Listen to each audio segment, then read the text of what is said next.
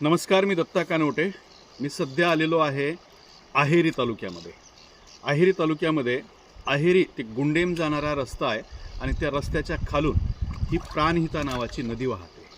प्राणहिता ही विदर्भातली सर्वात मोठी नदी आहे आणि आपण बघू शकता की जिकडे मराठवाडा, पश्चिम महाराष्ट्रामध्ये अनेक नद्या आटलेल्या आपल्याला पाहायला मिळतं किंवा अनेक नद्यांची गटारं झाल्याची पाहायला मिळतात. मात्र ही विस्तीर्ण पसरलेली प्राणहिता जी नदी आहे ती आजही भरभरून वाहते आणि तिचं पाणी आपण हे बघू शकता की इतकं शुद्ध आणि निर्मळ आहे. आणि याच पाण्यामध्ये बसून मी सध्या सकाळची आंघोळ करतोय. सकाळची साहजिकच थंडी आहे, पाणीसुद्धा तेवढं थंड आहे.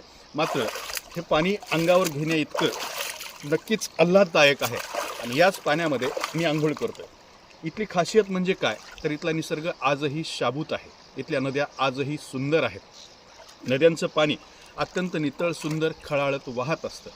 ह्या खळाळत्या पाण्याचा आवाजसुद्धा आपल्याला या ठिकाणी येत असताना आपल्याला पाहायला मिळतं, जिथे दगडातून हे पाणी खळाळत असताना आपल्याला पाहायला मिळतं.